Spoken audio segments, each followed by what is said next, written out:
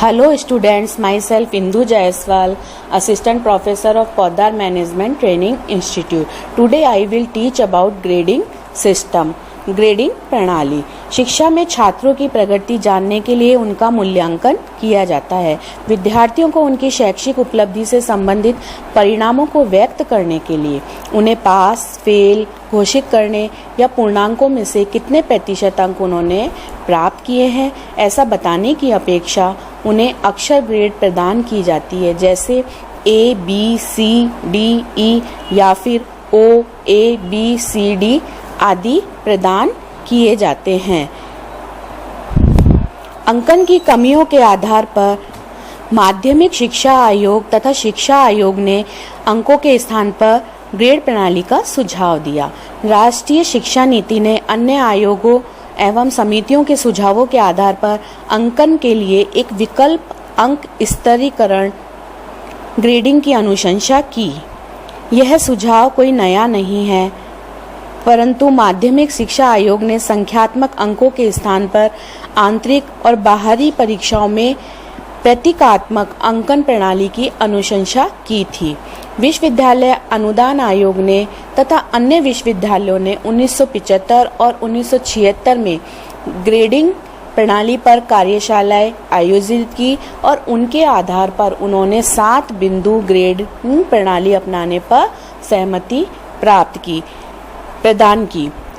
इस प्रकार 7 बिंदु ग्रेडिंग प्रणाली में उपलब्धि स्तर को जांचने के लिए सर्वोत्तम को O, बहुत अच्छा को A, अच्छा को B, औसत को C, औसत से कम को D, खराब परफॉर्मेंस को E और बहुत खराब यानी बहुत ही वेरी पुअर F प्रदान की गई।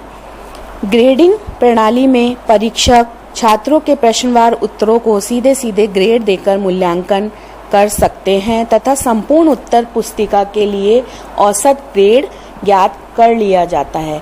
ग्रेड औसत की गणना के लिए सभी ग्रेडों को अंकों में परिवर्तित कर दिया जाता है, उसके बाद उसका औसत ज्ञात कर लिया जाता है, जिसे ग्रेड बिंदु औसत कहा जाता है।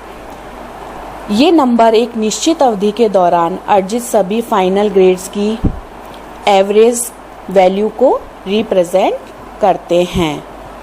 अब हम देखेंगे कि ग्रेड प्रणाली की कौन कौन सी विधियां हैं।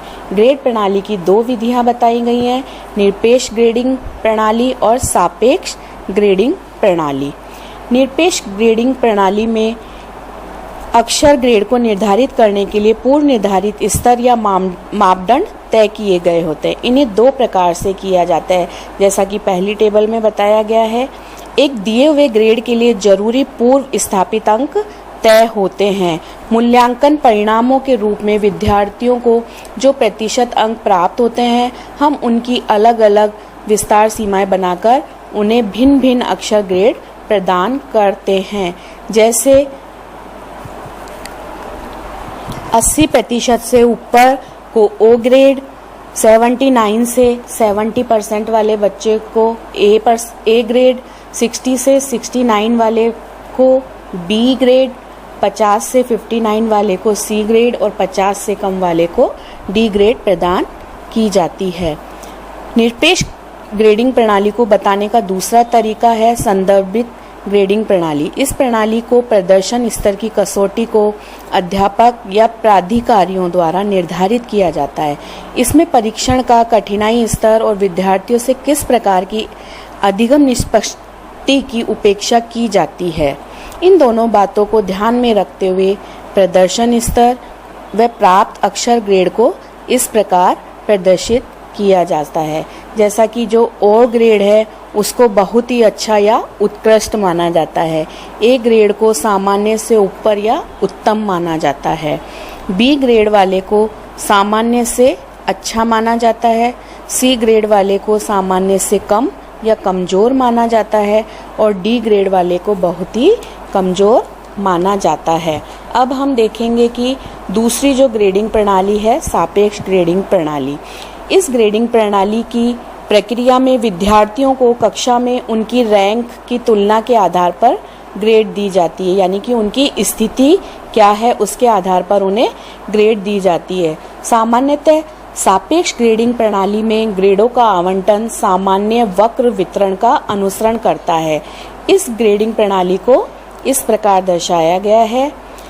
ओ ग्रेड वाले कक्षा या समूह के ऊपरी 7%, ए ग्रेड वाले कक्षा या समूह के ऊपरी मध्य के 24%, बी ग्रेड वाले कक्षा या समूह के मध्य के 38%, सी ग्रेड वाले कक्षा या समूह के निचले मध्य के 24%, डी ग्रेड वाले कक्षा या समूह के निम्नतम स्तर के 7%। इसके अनुसार किस विद्यार्थी को कौन सी ग्रेड दी जाएगी, इसकी पहचान विद्यार्थियों को रोल नंबर देकर की जाती है और फिर शीर्ष पर स्थित विद्यार्थियों को ओ ग्रेड, उसके बाद के 24% को ए ग्रेड, उसके नीचे वाले को 38% और बी ग्रेड तथा बाद के 24% तथा 7% को क्रमशः सी और डी ग्रेड प्रदान की जाती है।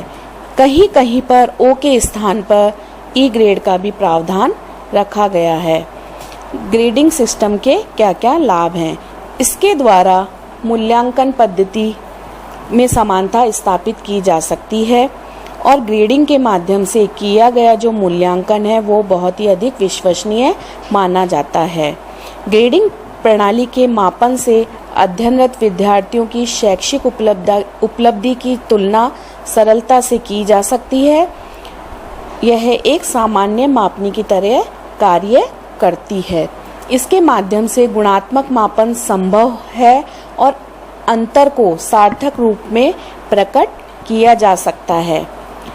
विभिन्न विषयों के अंकन की विविधता तथा विषमता को भी कम किया जा सकता है। इस प्रणाली में मोटे तौर पर क्षमताओं का आकलन किया जाता है जो अधिक वास्तविक और व्यवहारिक होती हैं। परंपरागत अंकन प्रणाली की त्रुटियों के समाधान के लिए ग्रेडिंग प्रणाली का प्रयोग किया जाता है। परीक्षकों की आंतरिक विषमता भी कम होती है क्योंकि इसमें मापन का विस्तार कम होता है। इसके द्वारा विश्वविद्यालय और बोर्ड के छात्रों की तुलना सरलता से की जा सकती है। इसमें अंकों के दबाव को कम किया जा सकता है और यह एक तरह का एडवांस ग्रेडिंग सिस्टम है जो कि बालक की वीकनेस और स्ट्रेंथ को दर्शाता है और इजी तरीके से स्टडी को बताता है। इस प्रणाली को परंपरागत डिवीजन तथा प्रतिशत अंक प्रणाली से निम्न बातों को लेकर अच्छा समझा जाता है।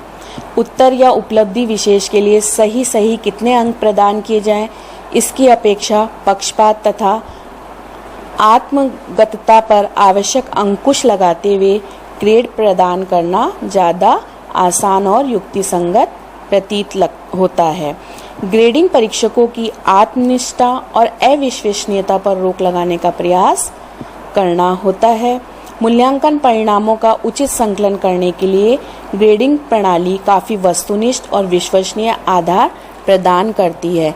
इस प्रकार वर्तमान समय में ग्रेडिंग प्रणाली परंपरागत अंकन प्रणाली में सुधार के रूप में एक नया विकास है जिसमें मानवीय योग्यताओं को मापन शुद्धता से किया जाता है। ग्रेडिंग प्रणाली में मुख्य रूप से 5 बिंदु मापनी, 7 बिंदु मापनी और 9 बिंदु मापनी का प्रयोग किया जाता है। अतः वर्तमान समय में अधिकतर अंक प्रदान करने की अपेक्षा ग्रेडिंग प्रणाली को ही अच्छा माना गया है।